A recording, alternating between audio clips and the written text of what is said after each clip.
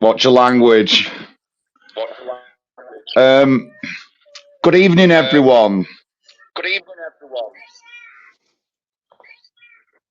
Is that Paul's phone? Is that Paul's phone? An echo. Is it an echo? Yeah. Yeah. Okay, carry on. I'll go and get my earplugs.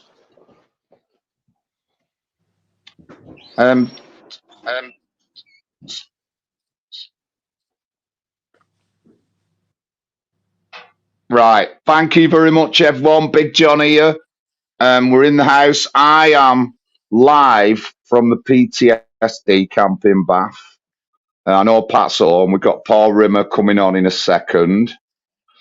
But yeah, good evening, Mark. Thank you for your donation as well. I've seen that going in. We'll get you on our next monthly meeting, Mark, and you can see us talking about stuff to do with the party. But we'll contact you on that. Yes, Big Vinny. Good evening, sir. Yeah, we're live from the PTSD camp in Bath. We've got Pat on and Paul Rimmer's coming on in a second. And we're going to get Paul to give you a bit of a Christmas message, and then we'll talk about how we've been doing with the party over the past couple of years.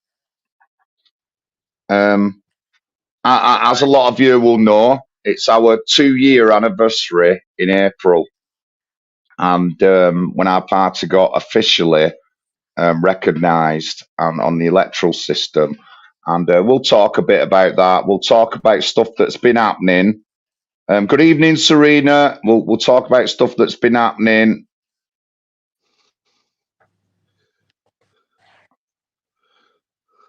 Over the year, over the couple of years.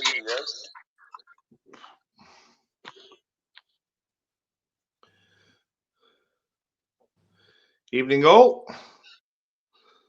Good evening. Good evening. Yeah, I've still got an echo.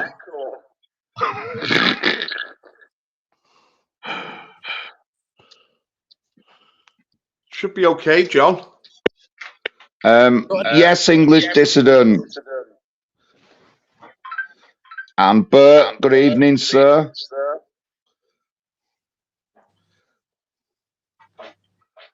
Well, I'm sorry, I just don't know. We've still got an echo. I can't hear an echo. Yeah, it's because it's coming from your one. Try and go Just out. got it. My headphones. Let me put my other headphones on. That's There better. we are.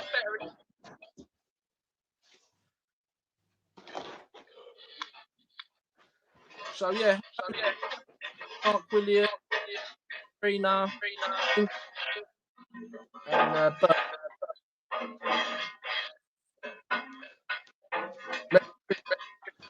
Now. Look back. When that happened. How's that, guys? I'm not sure. Yeah, Sounds you're fine now, better. John. Yeah, you're fine. Loud and clear. So, guys, welcome to the show. Our last show of the year. We will be continuing with our shows in the new year, but we're going to have a look back. We're going to have a look back at what's happened in the past 2 years with our party, and of course, other issues, other national issues, and world issues. All the scandalous wars we're being pushed into. Paul, would you like to set a bit of a Christmas message to everyone? Yes, indeed. It's the season of goodwill to all men and to peace on earth. And I feel blessed this Christmas. I've been out today with my family, my grandchildren, my son, his wife. Went for a long walk in the countryside. Beautiful Britain, it was mild. And I feel blessed. I feel blessed by life. It's great to live in this country. We have so many blessings in this country. Despite its failings, this is a great country. And the British people are a great people. They're a lovely people. They're a unique people. They're a people with a big heart and the people with a great spirit. I went to church on Christmas Eve, and I posted that. I mean, Pat put some of the songs up on his page on Twitter, and it was a beautiful service. The church was packed. There's 400 people in the church. We had a kids' choir, and we were singing lovely Christmas carols, and there was a glow there. And I thought, this glow has been enjoyed by the British people for over 1,000 years. You know, our Christian heritage. It's what binds us together in the spirit. And Christmas is a time when we remember that it was the Christian message which transformed this country, which made this country the place that it is, which made it a great nation. Because if you don't love yourselves, you won't love anybody else. If you don't love God, you won't love his creation around you. I mean, we hear so much hype now about political correctness, the environment. You've got to do this for the minorities. You've got all these people who are claiming they're persecuted. It's all fiction. What you need is to surrender, bow the knee to God, bow the knee to the Lord Jesus Christ, and he will lift you up. That's the message of Christmas. He came as a light into the darkness. He came to redeem lost souls, to give people hope. Jesus came with a message of hope that there is a better way. You follow his way. He is the way, the truth, and the life. And that Christmas tree that you've got in the corner, that's the tree of life. That's the eternal Son of God, who never surrenders, who won victory on the cross. He went to the cross. I mean, we're talking about Christmas, the birth of Jesus, Jesus coming into the world. But eventually he was to go to the cross, and he was to die for our sins. He was to die for our souls, to save our souls so that we're not lost, so that we don't go to a lost eternity. And we know what this life is about. This life is about sharing love with others. And that's what binds a nation together, that communion of saints. You know, we need to transform our nation again. We need more British children. We need British families. And we need to love our country and our inheritance. And there's a red line here, a very important red line, because those who hate our country, those who want to bring our country down, those who want to drive out the Christian message, they're the enemies. They're our enemies and the enemies of God. And they come to bring death. They want to steal what is ours. They want to destroy our inheritance. We have to rebuild that inheritance. Not with a woke message, which has infected the church, but with the true message of Jesus, you know, that there is a better way. There is God's way, and he brings his spirit. So enjoy your mince pies, enjoy your tea, enjoy your family together, enjoy the spirit. There's a unique spirit about Christmas. I've been listening to the Christmas carols. I listened to the countdown on Classic FM, the nation's favorite carols. And what a glow that leaves. The Christmas carols are beautiful. We love them. And they've lifted our spirits. So just value this time, guys. Be blessed in this time. In Jesus' name, amen. Thank you. That was lovely. Lovely. Absolutely lovely. I mean, what's happened in past 2 years? We've got registered. We've run several local elections and done pretty well in them as well. Our first times and stuff like that. But I mean, what's annoyed me is all the hate and the war that we've had in this past 2-3 years with Ukraine and now with Palestine and Israel, and it's just not right. I mean, one of the things is I think our foreign policy should be really scrutinised in the UK. And, you know, not everybody is guilty of war, but our leaders are. Our leaders are followers. They follow other countries. They do as these other countries set and stuff like that. And it's wrong. And we need to be like autonomous, working on our own. Go on, Pat. What do you think? War. Yeah, follow on from what Paul was saying. You know, Jesus Christ is King. Our party is driven by the Lord Jesus Christ, and we made sure that was going to be a theme of our party. So we can't fail. We're doing the Lord's work, trying to bring Christianity back into society at the same time as a political message.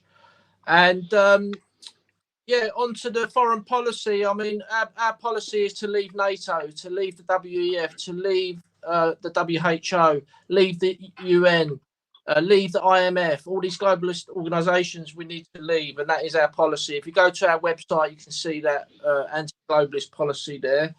But yeah, significant things what's happened in the last year, and obviously Ukraine is a big one, and it's now come to the surface that it's looking more than likely that NATO has lost that war against Russia, and this in my opinion, is just a sign because NATO are the military arm of the anti-white agenda, which is destroying Europe and North America and Australia.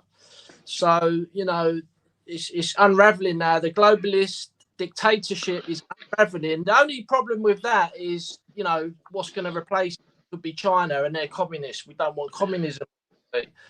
But another big significant thing of this year, in my opinion, is the disclosure of what GB News is really about. Because everybody, I was one of them, I was very optimistic that GB News is going to be the saviour and, you know, really for free speech. But as we all know, one by one, they've just sacked people left, right and centre. But we was telling these people they've sacked, like Calvin Robinson and people like that, we were telling them that GB News is an anti-white channel, because the people who run GB News are the enemies of Britain.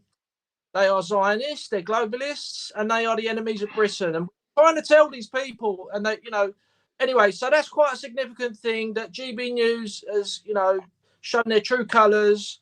You know, they've even got rid of the counter jihad mob, and the counter jihad mob still grovel to them. They're still begging for their approval when they've just been cancelled by them, which is quite amusing in some respects. So yeah, it's nice to see a lot of people in the chat there. Nice to see Marcus English there. Good to see you there, Marcus. Lisa Leto as well, committed Christian. God bless you.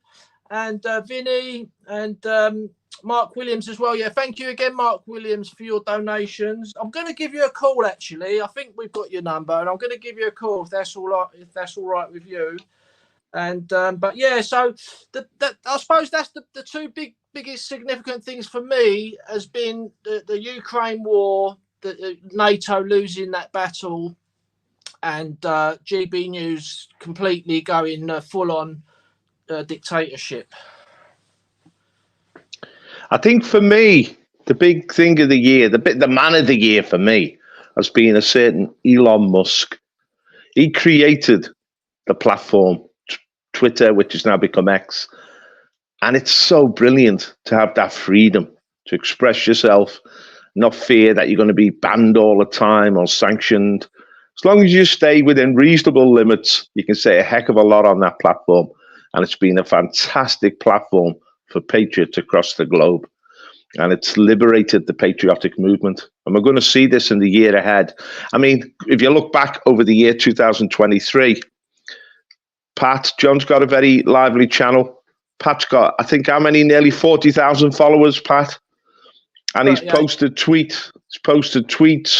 Remember about Knowsley and on other issues, which have had 500,000 hits. What incredible reach that's given us. So that's made us relevant, you know, as is this. This Tuesday stream has gone out on many platforms. We've had some fantastic streams through the year.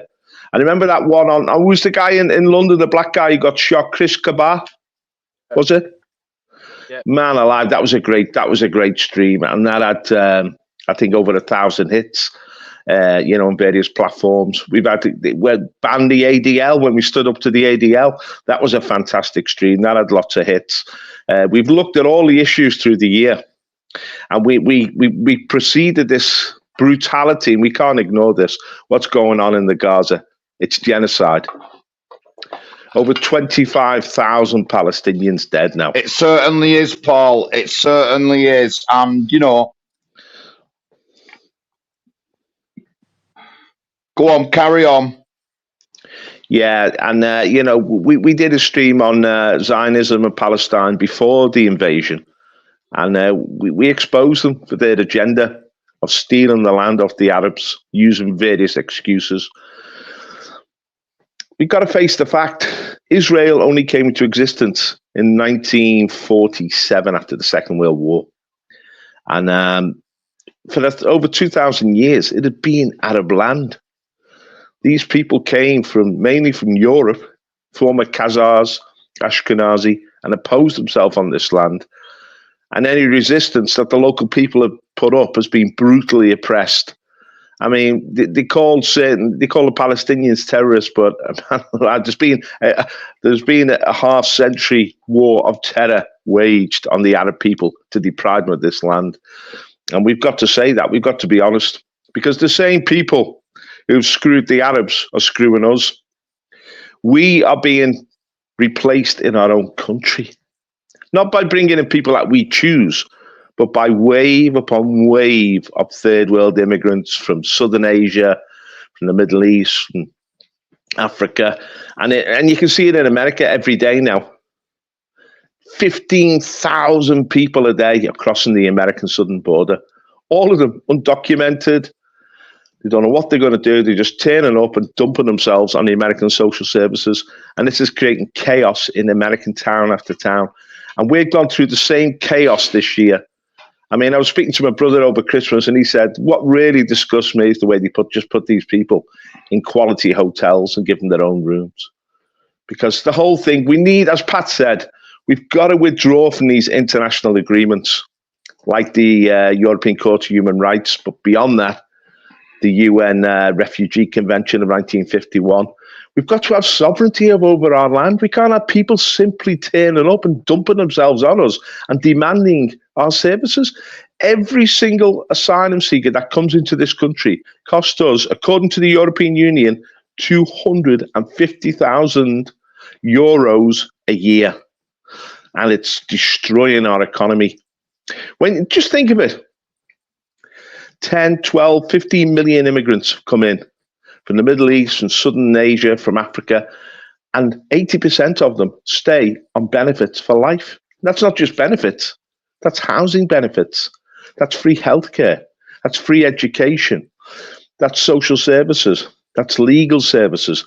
That's police services. It cost an absolute fortune. It cost £500 billion a year to cope with these people. 500 billion. It's draining our taxes. It's forcing us to borrow billions each year. It's crippling this nation.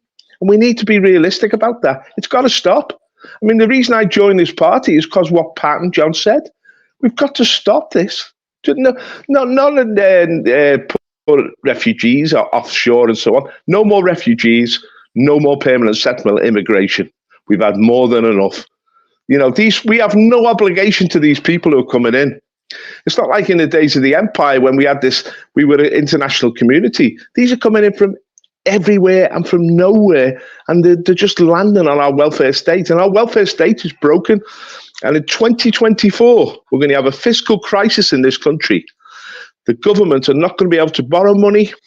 They've got so many obligations they're going to pay. We did a stream, when was it, 2 weeks ago, about all the councils going bankrupt. Now, a dozen councils have already gone bankrupt, but there's scores of councils saying they can't meet their obligations anymore. The central government can't meet their obligations. We're going to reach a crisis. People are going to be pushed out the comfort zones, and we've got to have someone there to speak for the ordinary people of Britain. Someone there who can mobilize the ordinary people. Like we're seeing now with the Muslims campaigning against what's happening in Palestine. We need a campaign like that to protect our welfare services for our elderly, our young people, our people in need, people who were born here and have raised here and paid taxes here. They must have priority, not people from all over the world who just come to freeload. We've got to end that. John? Thank you, Paul. Yeah, we have. We've got to end it. You know, we've got to go forward. Otherwise, our economy, everything's going to start crashing down. Now, I've seen that they estimate another 5 or so years of these migrants coming over on boats unless we do something. As Paul says, money-wise, we're talking $3.5 billion a year just in hotel bills. That's just in hotel bills. And that's just going to carry on. And that's all our money being just sucked. We're being sucked dry. It's one of the things I go on about all the time, all this kind of money and the cost and stuff like that. But yeah, it's going to be bad for us if we don't do something. And the National Housing Party is a way to do something. I just want to say, I mean, we're not big, but we have been recognised. We're not big, but people are talking about us. We're not big, but we're in people's articles and stuff like that, and claiming we're all extreme and stuff like that. But you know, people are noticing us. And when me and Pat came up to the time when we got registered, we'd done several high profile banner drops that got noticed by everyone, including Sadiq Khan. So people know we're there, you know, and it's just a matter of time now, building up people to run as candidates and pushing forward our policies and values. And I just want to say, when Pat first came to me with the Exit the 1951 Refugee Convention, no media, no celebrity, nobody was talking about that. But now that is being talked about in Parliament. So, you know, these things do work if we keep pushing it. And some of the other parties didn't even have Exit the 1951 Refugee Convention until Pat started on it. Then they've added it now to some of the policies on particular parties. But it just goes to show what we can do, and we are only small, and we're still getting noticed. There's many more things to go. I'm getting noticed across Greater Manchester. I'm always at the Mayor's question time, always talking to the important people in the city and stuff like that and calling them out. And it only just gets better and better and better. But yeah, the NHP UK is that platform. Pat.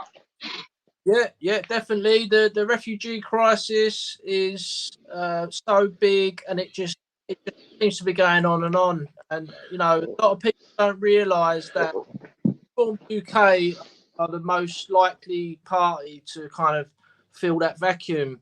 But like Paul just said, they've got a policy saying they want to process these people offshore, and then they're going to let all the refugees in, which they qualify as refugees. So, and there's so many people who have been fooled by their manipulation of their words, this, that, and the other, and they're getting the support. But we carry on doing what we're doing, you know, we've got to be blunt about this. No more refugees. Criminalise claiming asylum. That's what has to be done. Criminalise claiming asylum. That's my new hashtag, guys, on Twitter. So, you know, you've got to be blunt. That is the solution. But, you know, another big thing about our party is political correctness and free speech. You know, we've got in our about section, we clearly say we don't use, you know, we tell people not to use these 7 politically correct things, and that is homophobia, racism. Don't mention it, Pat. Don't mention the enemy's language. Well, I've got to tell people what we're talking about. So, you know, homophobia, anti-Semitism, racism, sexism, misogynism, transphobia, and there's one more. I can't remember which the other one is. But, you know, we got to... anti-Semitism. Yeah, we've got to stop using them, and because they are basically thought crimes, and when they use those words, they're basically saying, no, you're not allowed to think that. Every time they use one of those words, that's what it means. So, you know, our thing is about free speech. So I would like to go back to what Paul was saying about Twitter. What an amazing thing happened on Twitter this year with Elon Musk. It has been great, but we've got to remember there are some people still banned, like Nick Fuentes, Laura Towler, Mark Collett, people like these. They deserve free speech as well because they haven't been arrested for anything. And Elon Musk clearly said, as long as you don't break the law, you will be allowed on Twitter. So he's nearly there. He's let Alex Jones back on. He's let Tommy Robinson back on. So who knows? Maybe we've got something new in the new year for that. I don't know, but yeah, we've had a great year, and you know I'm carrying on with my campaign, and I've decided I'm definitely going to be putting on my leaflet where I live in Camden Council. They they had 30,000 people on the waiting list for housing, and they scrapped the waiting list and told everyone to reapply. And people who are born and bred in Camden, you know, if you had a job and you was healthy, that you weren't allowed to go back on the list. And what they did is basically gave flats to lots of refugees from all around the world, but they won't give flats to people born and bred in the borough. So that's going on my leaflet. That's one of our main thing, housing, obviously. But yeah, I'm really pleased how the year's gone. You know, everyone's done great. Paul Rimmer, John, everyone, all the people in the background who's been helping as well. Thanks a lot to you lot as well. And yeah, I think it's all good at the moment. Right. I think we need to give a shout out to some of the people in the background, you know. Craig's been great this year. It's been great to get to know him. He's inspired a lot of people. Angie's the lass of the future. She's got a great vibe about her. You know, Vinny, another one. So many people who've been involved. Callum's made this contribution. And we, you know, it's not always easy to hold a party together, a small party, especially when you haven't got any power as yet. But people come and go. But there's been a lot of interest. There's been a lot of interest in this party. We've got, you know, scores of new members, and we hope in the next year that our voice will get louder and louder. It'll be amplified. As I say, we've got a great medium in Twitter. But I wanted to ask the guys a question now. Who was your man of 2023? Who would you say? Go on, Pat. 1 minute. Just a shout out to Martin Osborne as well, Tracy, and Angie. It really. Yeah, go on, carry on, Paul. Yeah, who was your man of the year? I mean, for me, there are three candidates really. You know, apart from Elon Musk, I think Putin. The fact that he survived this proxy war that America has waged against him and turned the tables on America is absolutely incredible. That's world-changing. I think Trump is resilient in America. He's been an example to us all. I mean, he's faced incredible pressure with all this lawfare, these legal cases against him, the media hostility, the fact that he won the last election and he was deprived. He's never had justice. But he's never buckled, Donald Trump. What a personality, what a character, just showing a depth of character to overcome the enemy. And of course, in Holland, we have a man, Geert Wilders, who's been around a long time, was called the Mad Dutchman. And now he's the Prime Minister of Holland. And he's withdrawn Holland from the EU migration and asylum policy. He's actually withdrawn them. So there's three men there who have really made an impact this year and are going to make an even bigger impact in 2024. John, who's caught your eyes this year? Elon's caught my eyes a lot. Obviously, I already had respect for Trump. And Trump, I just didn't... Personally, I don't think I would like the guy on a personal level, but what I liked about him is he tried to do things against the system, and even though there was fighting against him, he still tried to do those things, and I think that shows a lot. Our politicians aren't like that. Our politicians lie all the time. They tell you they're going to do something, and then they just don't do it or change their mind when they get voted in. And many of us suckers, that's what I'm calling us, still vote them in. You know what I mean? It's unbelievable. But yeah, I think Elon has done well with X. And I would put him as my man. Pat, who's caught your eye? I mean, obviously, Elon Musk, I mean, it's amazing what he's done. Like I say, he's not perfect, but it's so nice to. I mean, before he took over, I used to get like 3 or 4 reports a day.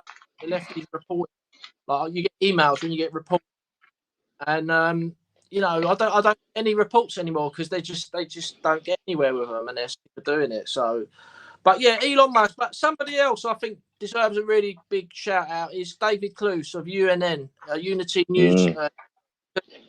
He's doing an incredible thing. He's giving an alternative news service of real, genuine free speech. I mean, he will literally give anyone a voice on his channel. And he done that early on when GB News was really popular. But I quickly realised GB News wasn't what they were saying it was. And so David Cluse has given an alternative, and I hope he carries on with that. He's had a great year. And he's come out and told the truth, what he thinks is the right thing to say, and what he believes in the truth, basically. So shout out to David Cluse. There's lots of people. Also, I will say Nick Fuentes. He's an amazing speaker. He's probably one of the best speakers I've ever heard. That guy. And I really do like listening to. He's got a real ability to explain a complex situation with historical facts all piled in at the same time and arrive right up to date to the political situation of today. It's amazing how he does it. So yeah, it's good. Also, Rumble's good. Got to give a shout out to Rumble because they haven't really banned anyone yet. I don't. But YouTube is not very good, guys. I mean, my channel is being throttled. It just won't be allowed. They just won't allow it to grow. So Rumble is the platform to get onto. But yeah, so yeah, Elon Musk, I suppose, is probably the because at the end of the day, it was a big gamble what he done. He must have spent a lot of money to buy Twitter. And it could have all gone. He had the whole world against him. It could have all gone wrong, and he could have lost everything. So yeah, he's an amazing, and he's a Christian as well, I do believe, isn't he, Paul? I think the thing with Elon Musk, I'm not sure. What did you ask them, Pat? Is he a what? Sorry, A Christian, I do believe. I don't know, but I loved when he had that interview, and the guy said, "Look, they're going to take all your advertising away. All the big companies, Disney, everybody, they're going to withdraw their advertising." And he said they'll bring you down. And he said, "What's your response to that?" And Elon Musk just went, "Fuck you." I thought to do that to the world of finance and the corporate world, you got to be a big beast in the jungle. And he has sustained it. He's kept it going. I mean, it's been brilliant to have Tucker Carlson on Twitter. He's been a real source of information to me. He's had some fantastic interviews through the year. But we've had the man of the year. What about the woman of the year, John? Any women capture your eye? I thought Marine Le Pen. Braverman, Silva Braverman, she's gone now. But you know what I've noticed this year is the attitude of the police has started to change. They're not as politically correct as they used to be. I've had a few dealings with the police because of the nature of my job. And they're starting to sound like normal, realistic people again. They've been so politically correct for so long. We're talking absolute nonsense, useless jobs words. But the last year, something's changed. And I think it was Sylvia Braverman who did that. Now, sadly, she was the only light in the darkness for the Tories, and they sacked her. But she had a great year as Home Secretary. Marine Le Pen has transformed politics in France. And yeah, so I don't know any other women out there being outstanding this year.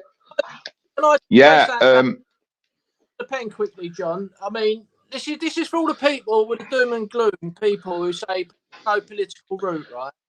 Marine Le Pen's party have just had a influence on a government decision in France, right? I'll just lay out the details quickly what happened. So Macron's government wanted to get a bill through Parliament, and they wanted to make the immigrants who come to France, they must work for 6 months before they're entitled to get benefits.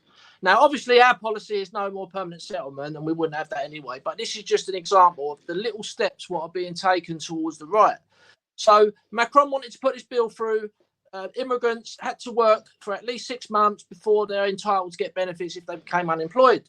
And he had to Marine Le Pen to get the votes to get through Parliament. He needed her MPs to vote for his bill. So he went to her, and she said to him, yeah, well, I'm interested in that, but you're going to have to make it 5 years, not 6 months. They're going to have to work for like at least 5 years before they're entitled to get benefits. So Macron had to agree to it. And this is massive. This is just a little example of how voting works, right? National Rally, Marine Le Pen's party, they're going to be taking over the next election. I'm convinced. I'm praying to God at the same time for it to happen. But this is how electoral politics works. It does work. We got Brexit through voting. You know, it goes back a long way through local elections, all the BNP victories, and then UKIP was put in the way to block the BNP, and then the government promoted UKIP, and then we got the Brexit, backfired on the government. You know, Trump was through voting. Trump could get elected again. We don't know. So it does work, voting, guys. Democracy does work. Get involved and come and join us. Come and help us. Oh, yeah, very good. My woman of the year is Kelly J. Keane, aka Posey Parker.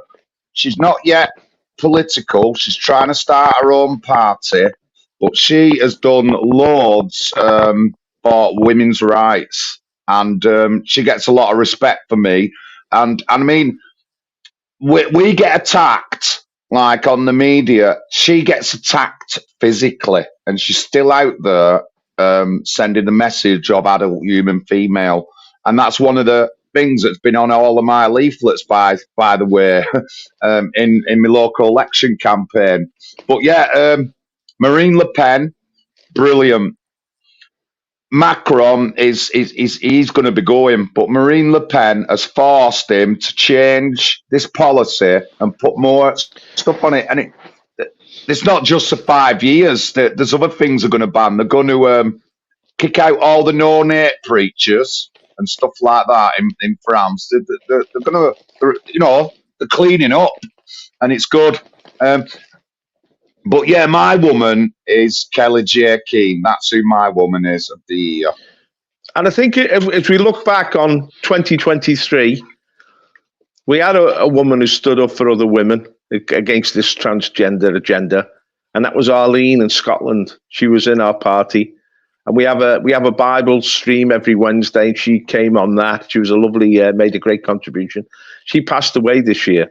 So we remember Arlene. We just give thanks for her life and her service, and may she rest in peace. But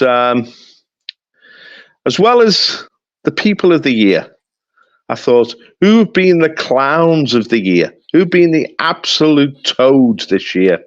And I come up with 3 there. I think Joe Biden has to top the list. Is he the biggest joke ever as an American president? I mean, I know he's just a front man for the mafia, but you know, he's not even a good front man. You've got Zelensky always blowing his nose up in the Ukraine. And man, he looked wrecked when he went to Washington the other day.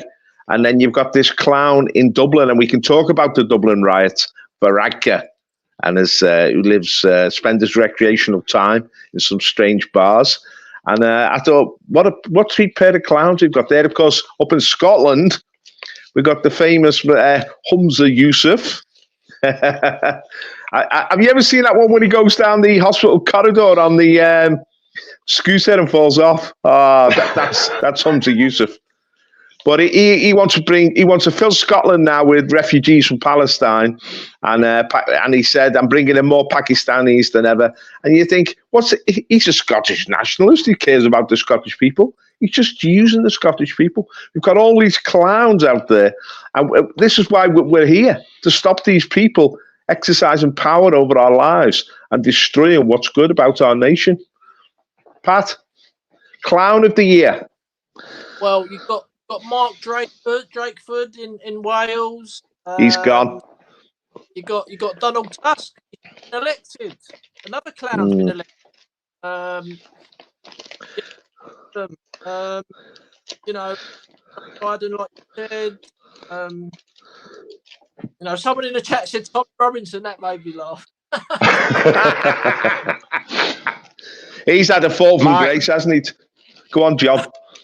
My clown is the Irish PM, the Southern Ireland one. Yeah, he signed his own warrant, because the Irish aren't going to put up with the stuff he said about them, and he's branded all the Southern Irish as racists, and they're not having it. So there's going to be big change in Ireland. They're going to start voting differently. And I wouldn't be surprised if they want a vote to come out of the EU in the end. I'm really not surprised. Well, that might happen in the Netherlands, but I thought like one of the great moments. Oh, Yeah, another clown I would say is Jonathan Greenblatt of the ADL. Yeah. But in a way, that agenda that the ADL had pushed, the replacement of the indigenous peoples of Europe and North America with immigrants from the third world, that's been the story of this year, because that's gone thick and fast. And of course, one of the great advocates of the replacement was a certain Nicola Sturgeon in Scotland. And that's one of my political highlights of the year. I mean, for me, she was just an outrageous bitch the whole time. I really despise that woman. All about her. And she's gone this year. It's been a real highlight looking back on 2023. I think, you see, people say you can't make any impact, you can't change anything. Politics, we can't touch it anymore. But we can really affect public opinion and the confidence of these people, and we can overthrow them. This is the message I think I've seen throughout the year. These people are not there. It's not set in stone. If we mobilize, we can overthrow them. And we've got Twitter now. We can get our voice out. The reach of Twitter is underestimated. I mean, Tucker Carlson, when he interviewed Donald Trump, that interview's had nearly 400 million hits. As I said, we could talk about the Dublin riots. You see, people say that everyone in Britain now is lost and that there's no hope. But we had suddenly the Knowsley riots took place, the Dublin riots. There is anger out there. I speak to people every weekend, the job I do, from right across the country. And there is a lot of frustration about what's going on. And I tell you something else we have to look at, Pat, the Labour Party. People are so disillusioned with Labour. Go on, Pat. Keir Starmer. I think he's so bad, I think he might mess this up and allow the Tories to win the election, because he could really win this very easily, this next general election. But he's so bad. I mean, he's such a clown. It's just unbelievable. I mean, I just don't know I don't know who's going to win it. But I think that the overall voting is going to go down. The turnout is going to be a record low turnout. Yeah, I just don't know who's going to win it. I can't. What do you think, John? I don't know. I don't think Labour are going to win. Honestly, I really don't, because they've just, with this Israel thing, they're just dividing the party up. I've already seen dozens and dozens of posts on Facebook of Pakistanis in Oldham saying they're not going to vote Labour. They're not going to vote Labour. They're not, and they won't. They won't. So it's going to cause hassle, big hassle to them. Yeah.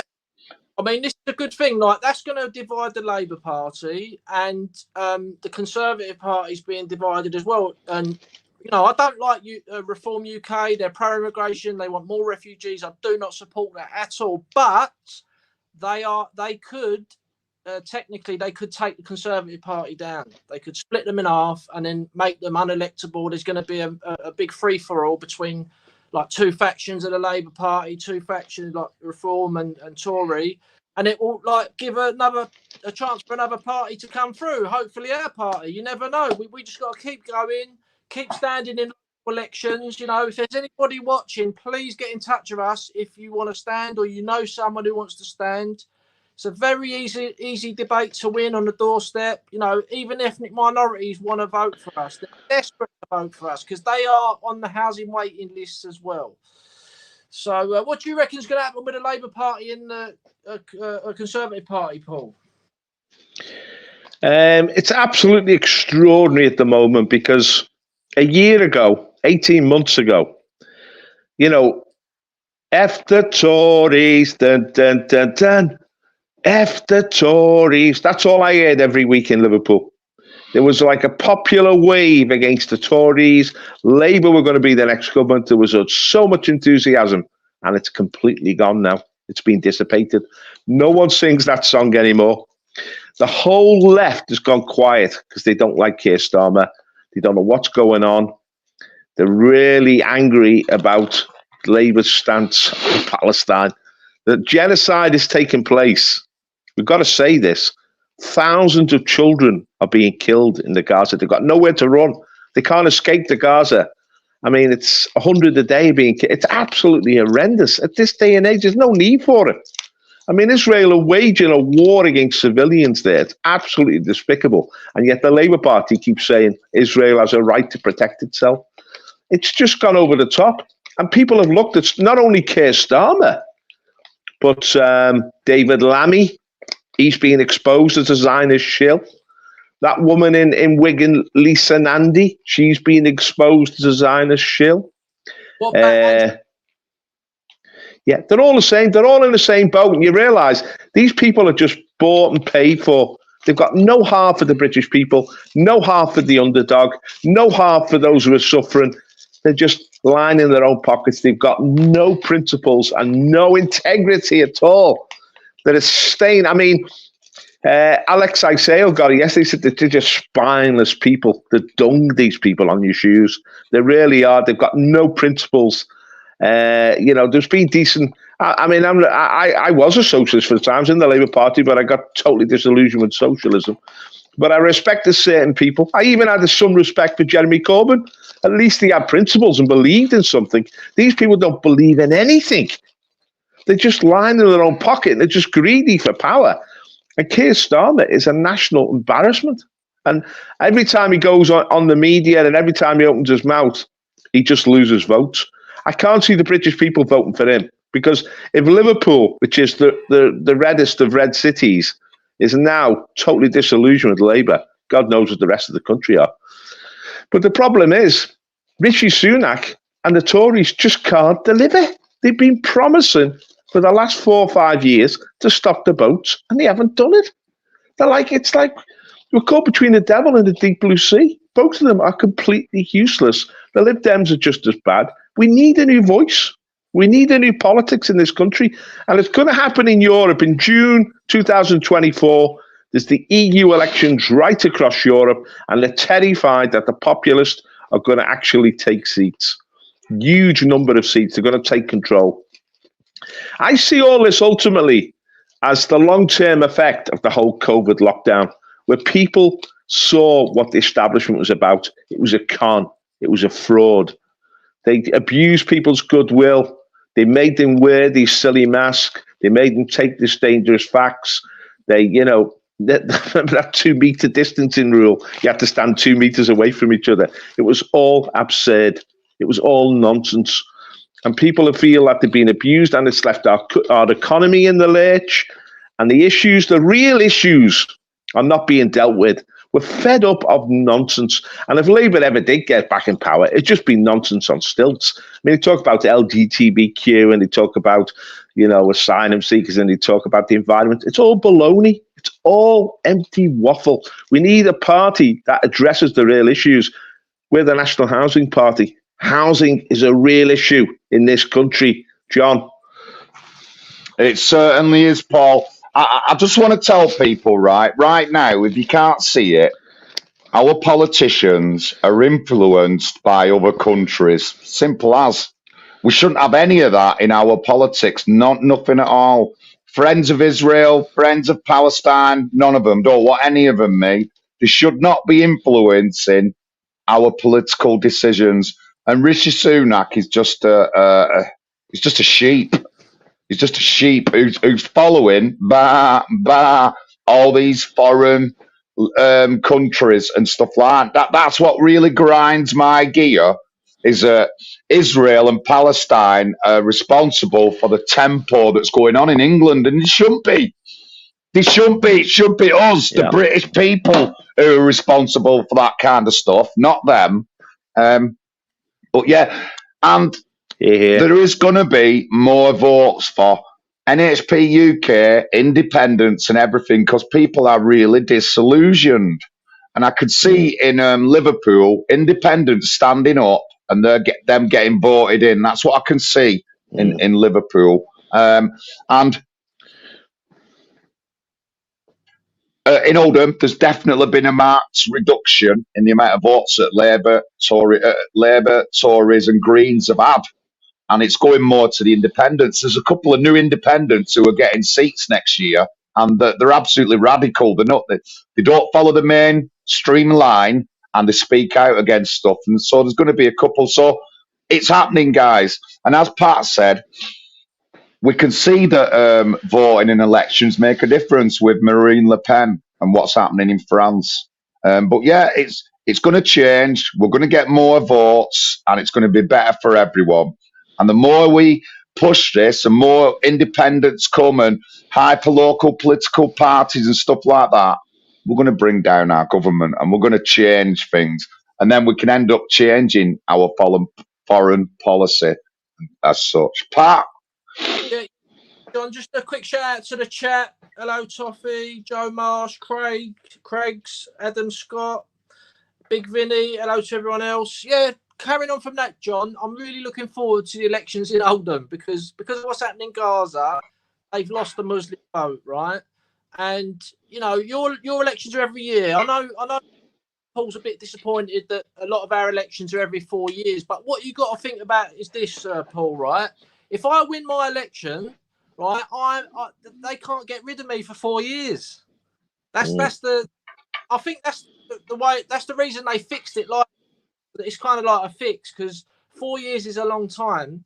But you know, if I can win mine, and if I put the work in, I think it is possible to do. I'm not going to say I'm going to win it, but the response I'm getting on the doorstep, and you know, I've got a lot of ethnic minorities in my ward. I've had a Muslim guy texting me saying, "Oh yeah, we like your leaflet. We're sick of mass immigration. We're sick of political correctness." People, I just got a newsletter through the letterbox, the Camden Council, and they're like, "Oh, we're really worried about anti-Semitism and Islamophobia." It's all baloney, isn't it? There's no reality to it at all. Now, next year, people are going to face... Paul, they never say we're worried about anti-white hatred or anti-Christian hatred. They never say it. It's like, do we not exist? It's just unbelievable. Go on, carry on. Yeah, but next year, people are going to face real bread and butter issues. It's going to be... I mean, the world's on the brink of a deep recession. Interest rates at this present level are making borrowing very expensive, and the amount of money in the economy is going to dry up, and yet people have got to meet their mortgage payments. They've got to meet their debt payments. People are going to be strangled in the year ahead. It's going to be real. All this nonsense, political correct nonsense, is going to be kicked into touch because real politics is going to take over. And I want to send out a message tonight to a man who was a great leader of the nationalist cause in this country. That was Nick Griffin. Nick Griffin has made a comeback on Twitter. He's now got 50,000 followers. He's a big hitter on Twitter. But he keeps saying that politics is over in this country, being, you know, standing for elections, forming political parties. He is so wrong about that. Politics is never over. Politics is the medium by which people express their opinion and acquire the power to change the way the state is run and policies are pursued. We need politics. We need everyone to get involved in politics. We need Nick Griffin himself to get back into politics. This idea that we can sort of live on the margin and just develop something on the margin while we let the whole of society go down the drains, it's absurd. We need political activism. We need to stand in elections. Now, Pat has said, if you want to be a candidate, step forward. Even if you want to post leaflets, step forward. If you want to make a donation, step forward. If you want to get involved in organised meetings, step forward. If you just want to be part of our party, we're a family. This is what we've built over the last 2 years. We've built a new family in this country called the National Housing Party UK. We've got a great spirit. There's great unity in the party. We've attracted people who are committed to this country and the true patriots. And we found out, because we're a Christian party, there's a lot of love in the party and there's a lot of staying power. And that's what's good. That's what makes this party different. That's why we're going to overcome. Every day when we're taking a stand and we're making a difference. And this party's got a great future because we serve a great God, and we're going to stand up for the great nation called Britain and the British people. Let me just yes, Paul. Quick add to that about the elections and that. Yeah, I live in central London, right? I can't stand anywhere anywhere else in the country locally. Yeah? So I can only stand in London, right? So I'm going to get minorities voting for me, and I welcome that. Yeah. Because what would be the point in me telling people not to vote for me? That would just be insane, wouldn't it? It's like the British Empire going around doing what they did and created the biggest empire the world had ever seen. They're going to get help from other people to do what they was doing. It's just insane just to think like, oh, just tunnel vision, like ethnocentric way. No, we need to deal with what is in front of us. Yeah, I didn't want this all to happen, multiculturalism and all that. I disagree with it all. Yeah, but this is the world we're living in now, and we have to accept that. Until you acknowledge and accept what you're in, you're never going to succeed, John. White Knight. What tells you that the elections are rigged? What evidence have you got of that? If you can just message in the chat. I'd just like to see some like concrete evidence. Now, we know people have been convicted of doing stuff in elections. In Oldham, our problem in Oldham isn't so much people changing the sheets or sheets going missing. The fraud in Oldham is the imam telling everyone who to vote for. That's what Oldham's issue is in voting fraud. Obviously, Peterborough's a bit different. A guy there was convicted for getting rid of ballots and stuff like that. But that's what it is in Oldham. But how do you know the voting is rigged if you've never run as a candidate? I'm just saying, it's just a dead simple question that. I'm running as a candidate. I've already called out in front of the chief executive. I've said I've got issues with the security of our votes because of voting fraud in Oldham, which is well documented. And you should have seen his face. You should have seen his face. But I have the right to say that. I have the right to call them out if I see something dodgy. We saw it in Batley. We saw it in Batley. George Galloway saw it in Batley, and he did an official complaint to the Electoral Commission then. I don't know what the answer was, what he got replied back, but more than likely, they're going to have to be more toughened up on the elections when they're doing. They're going to have to be more security conscious and stuff like that. But I believe that voting is going to work, and I believe I can get people to vote differently in Oldham, which I am doing. People are voting differently. People are liking that somebody honest and steadfast like me is standing up. You know what I mean? Rather than all the lackeys we have in the council now, or people voted in because they tick a certain box. But it is the election is the way to go. And if we do see something wrong, it's up to us to call it out. It's up to me to write to the Electoral Commission.